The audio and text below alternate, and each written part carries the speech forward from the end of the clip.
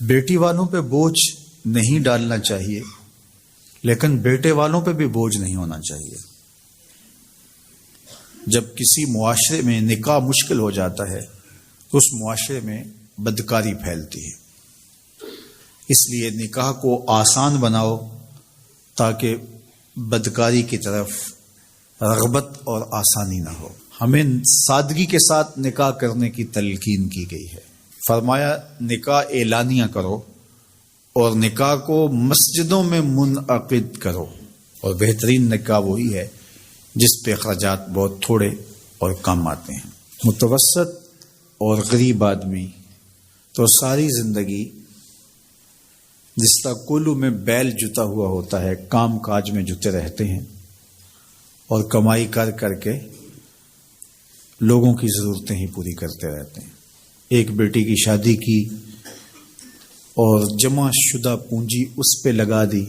مقروض ہو گئے، پھر کچھ عرصہ قرضہ اتارتے رہے، اور پھر اس کے بعد بیٹی کی شادی کی تیاری میں لگ گئے، اور اسی طرح بیٹوں کی شادیاں بھی آسان نہیں رہی۔ اس میں بھی جو دور موجود کے تقاضے ہیں، اور پھر جس طرح بھاری اور بھرکم ولیمہ کرنے کا ایک کلچر پیدا ہوا ہے، جس سے آپ یہ معاشرے کو بتانا چاہتے ہیں، اپنی برادری کو بتانا چاہتے ہیں کہ ہم اتنے مؤثر ہیں اور ہمارے تعلقات اتنے وسیع ہیں۔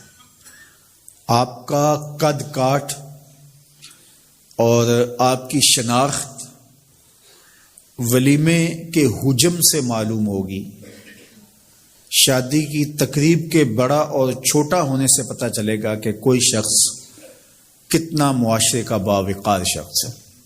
جبکہ ماضی میں کسی شخص کے کردار سے پتہ چلتا تھا وہ کیسا شخص ہے، کسی کے رویوں سے سمجھ آتی تھی کہ وہ کیسا شخص ہے، اس کے کیے ہوئے وعدے بتاتے تھے کہ وہ کیسا شخص ہے، اس کی زبان کی سچائی، اس کا طرز زندگی، اس کا انداز معاشرت، اس کا طرز وفا بتاتا تھا کہ وہ کیسا شخص ہے۔ لیکن آج چونکہ یہ اقدار دم توڑ گئی ہیں، تو ہم اپنے آپ کو بڑا بتانے کے لیے اور اپنی شناخت کروانے کے لیے ہم ان چیزوں کا سہارا لیتے ہیں جو کسی شخص کی شناخت نہیں ہوتی۔ تقریبات کا حجم بڑھا کر کے اور اپنی دولت کی نمائش کر کے اور کچھ شخصیات کو اپنے پاس مدعو کر کے ہم یہ تاثر دینا چاہتے ہیں کہ ہم اس معاشرے کے انتہائی اہم شخص ہیں، اور ہمارے تعلقات کا سلسلہ بہت دور تک پھیلا ہوا ہے، اور نتیجہ کیا کہ ہمارا سارا سرمایہ انہی کاموں کے اندر صرف ہو رہا ہے۔ متوسط لوگوں کے لیے بہت بڑی مصیبت اور بہت بڑا مسئلہ بن جاتا ہے، اور غریب آدمی بھی اس چکی میں پس رہے ہیں۔ یہ جہیز کا کلچر اور یہ لشکر کی صورت میں باراتوں کی آمد، گھر کے کچھ افراد اور کچھ ضروری لوگ اگر آ جائیں تو اس میں کوئی حرج نہیں ہے، لیکن یہ 500 لوگ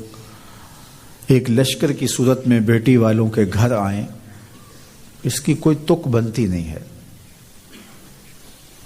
اور پھر لوگ شروع یہاں سے ہوتے ہیں کہ آپ نے جو دینا ہے وہ تو اپنی بیٹی کو دینا ہے، ہمارے یہ مہمان آپ کے ہاں پہلی بار ہی آئیں گے تو ہمارے مہمانوں کو خوش ہونا چاہیے، ان کے بیٹھنے کا انتظام اچھا ہونا چاہیے، ان کے کھانے کا اہتمام ٹھیک ہونا چاہیے، ہمارا تو بس یہی مطالبہ ہے۔ اور پھر وہاں سے راستہ کھلتا ہے اور جہیز کے مطالبات بھی شروع ہو جاتے ہیں۔